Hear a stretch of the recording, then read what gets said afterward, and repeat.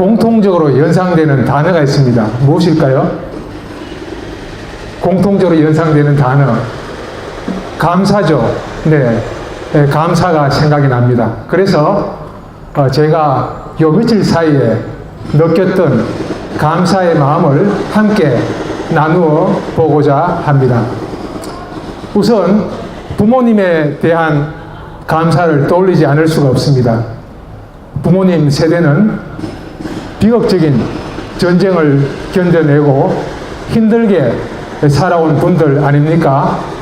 지금과 같이 물질적 풍요나 편리함과는 동떨어진 삶을 살았습니다.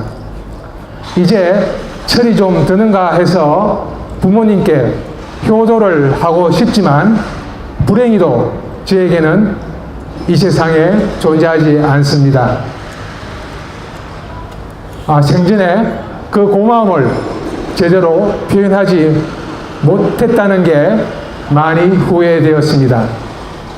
지금으로부터 약 400년 전 선비 박일로의 조공시가라는 시조가 문득 떠오릅니다.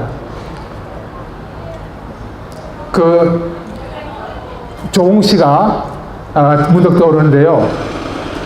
반송 조공감이 고와도 보이나다. 유자 아니라도 품엄직하다마는 부모가 반길이 없을새 그를 서러하노라.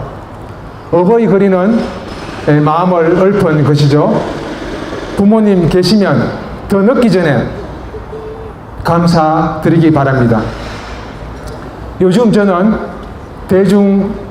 대중교통수단으로 버스를 주로 이용하고 있습니다. 차창 너머 풍경을 즐길 수 있기에 더욱 그렇습니다.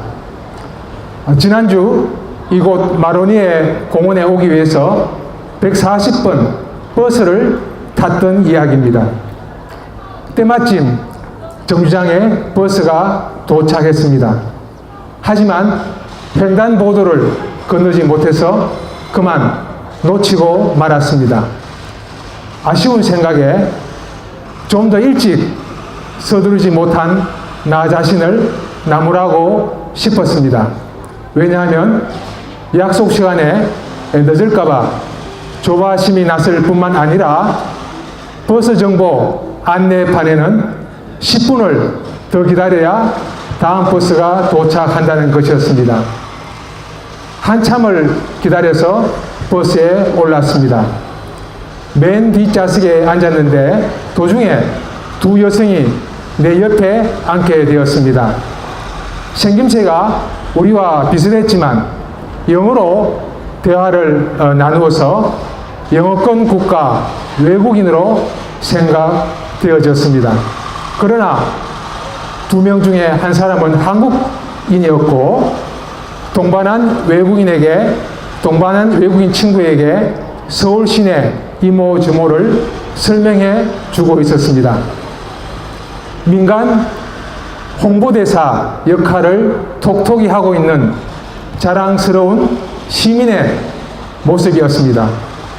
두 사람은 광장시장 앞에서 하차하였습니다. 그때까지 제가 간간히 대화를 엿들으면서 유쾌한 기분을 가질 수가 있었습니다. 그런 기분을 선사해준 그 여성에게 마음속으로 감사를 표했습니다. 동시에 버스를 놓친 조금 전 상황에 대해서도 감사했습니다. 만약 버스를 놓치지 않고 그때 탔더라면 특별한 감흥의 기회를 가질 수 없었을 것입니다. 어떠한 부정적인 일을 맞이하게 될지라도 상황은 긍정적으로 변할 수 있다는 사실. 그래서 무조건 하고 감사하게 받아들여야 된다는 점을 깨닫게 되었습니다. 그 다음날 저녁 무렵이었습니다. 광명 근처 천왕역이었습니다. 지하철 7호선을 타고 집으로 향하면서 고속버스 터미널역에서 환승을 하게 되었습니다. 3호선 타는 곳까지 이동해서 계단을 내려왔습니다. 바로 그때 러시아 사람으로 보이는 중년 여성이 애타는 얼굴로 다가왔습니다. 그 사람은 자기 나라 언어로만 말하고 있었습니다. 커다란 여행 가방을 끌면서 휴대폰 화면을 보여주었습니다. 서울 지하철 영어 노선도가 저장되어 있었는데 손가락으로 동대문을 가리켰습니다. 목적지인 동대문 방향으로 가려면 건너편으로 가서 대화행 열차를 타야 했습니다. 그러나 그 사람이 서 있는 곳은 반대 방향으로 가는 오금행 열차 타는 곳이었습니다. 반대쪽으로 가야 한다고 제스처를 지어 보였지만 도무지 알아듣는 것 같지 않았습니다. 결국 대화행 타는 곳까지 직접 안내를 해 주었습니다. 그제서야 그 여성은 안도의 표정을 지으면서 고맙다고 하였습니다. 하지만 오히려 제가 감사의 말을 전하고 싶었습니다. 조그만 친절이지만 베풀 수 있는 기회를 주었고 그로 인해서 기분 좋은 마음 상태를 만들어 주었기에 그 외국인에게 감사의 말을 하고 싶었던 것입니다. 어떻게 느끼십니까? 감사하는 마음은 비옥한 흙을 가진 땅에 비유된다고 누군가 말했습니다. 우리가 감사의 마음을 가질 때에 삶의 모든 영역에서 긍정의 힘이 작동하는 것입니다. 성공하는 사람들에게는 감사의 태도와 긍정이라는 공통점을 찾을 수가 있습니다. 행복한 가정에도 감사가 필수 요소가 됩니다. 부부 사이 식구들에게 감사하는 마음은 우리가 그 감사하는 마음을 가지면은 경제적인 어려움이나 난관에 부딪혀도 행복을 빼앗기지 않을 것입니다. 이와 같이 감사는 성공과 행복으로 이끄는 우리 몸의 혈액과 같습니다. 혈액이 온몸을 원활하게 순환할 때 기운이 넘치지 않습니까? 마찬가지로 감사의 기운이 삶에 넘쳐야 합니다. 감사는 우리 삶을 활기차게 만드는 생명력이라고 할 수 있습니다. 그렇기 때문에 매 순간 감사하는 마음을 가져야 하는 것입니다. 그저께였는데요. 그날 좀 피곤해서 평소와 다르게 잠을 좀 일찍, 1시간 일찍 자게 되었습니다. 한밤중에 깨어나 보니까 새벽 1시였습니다. 다시 잠을 청하려고 이리저리 발버둥 쳤지만 소용이 없었습니다. 날이 환하게 밝아오기 시작했을 때쯤 되었어야 깜빡 잠이 들면서 꿈을 꾸었습니다. 그러나 그것도 30분이 채 안 되었습니다. 그럼에도 불구하고 30분 그 짧은 시간 잠을 잘 수 있었던 상황에 저는 감사하는 마음이 들었습니다. 또 있습니다.